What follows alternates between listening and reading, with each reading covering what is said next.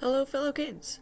I wanted to take a minute to go over roles of monarchy with you as we have our declarations opening up soon. And I'm going to touch on some changes that occur between our transition from Shire to Barony. Because we have a couple more permissions and requirements as well that come with this. So I'm just going to touch on that. I'm going to start at the top of the command chain. We've got your Monarch. Monarch needs to be someone who has the vibes that you want to see for the reign. They're going to be the cultural touchstone of the park. So they're going to be handling things like suspensions and discipline. They're going to be covering recruitment and retention, which as a barony we become required to hold events focused on recruitment and retention. So keep that in mind as you are considering running for Monarch and as you are considering who to vote for Monarch. As a barony, we'll be able to give awards up to the 5th instead of the 3rd. So that is also something exciting to be thinking about. With awards, we do have a meeting of the whole Monarchy team to decide who gets what. So it's not an independent call on the case of the Monarch, but it is their power to kind of veto and make a final call on who deserves what. So that is something to think about with that. If you're considering running for Monarch, you need to be someone who is going to be pretty available. You're going to need to be someone who is okay with your social skills. You want someone who, I don't want to say could be political, but someone who can be counted on to think about the good of the park and the good of the principality over their own personal goals and interests. After the Monarch, we have the Regent. Monarch and Regent run together, so if you're thinking of running for Monarch or for Regent, you can either put that out there publicly and look for a running mate. You can talk to people that you think might be interested in running with you, or you can even message me and I will keep track of who wants to go for what, and I can team you up, let you know who is available.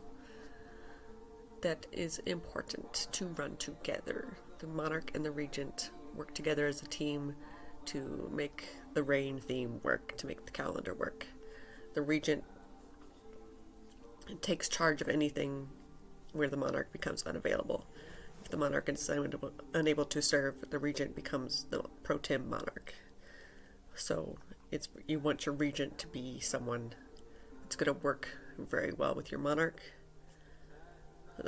As a barony, we become required to have at least 2 events hosted by our Regent. But that can be anything from tournaments to classes. So it's not super serious business yet. But it can be. I love to see a Regent take it super seriously. We love to see classes and so forth. After Regent, the next in the hierarchy is actually the Prime Minister and the PM. But their terms are offset. We will not be having declarations for Prime Minister at this time. I'm just going to go over what they do so that you know, in case you don't know. So for the PM, you want someone who is attentive to detail, someone who is reliable, because they're going to take care of paperwork, they're going to take care of attendance, they're going to take care of rules as far as the corpora things. They're going to make sure that we are legal as a barony within the rules of Amgard International and the Principality of the Crimson Sands. They're someone you're going to go to set up your page as a player. If you have any problems with the website that we use, the orc, the PM is who you talk to about that. So you want someone who's going to know how to handle that, and someone who knows people, someone who's going to remember the names of everyone at the park.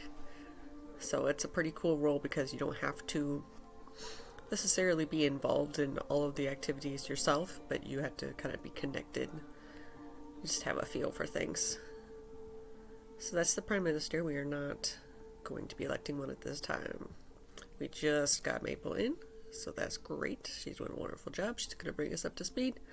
And then in 6 months after she entered, we will be having another PM election. Then next in the hierarchy is the champion. which is the person who runs and sets up the games, or at least is in charge of that. They can delegate and so forth. So you don't have to necessarily have something in mind, planned and designed for every single practice. You just have to be open to feedback, open to making sure everyone has fun, keeping an eye on if things are going well.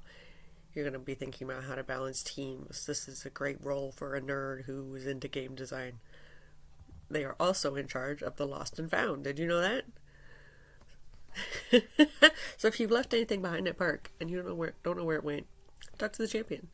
If you're thinking of running for champion, you need to be comfortable taking charge of things that have been left behind at the park, which is weird, but that's how it goes.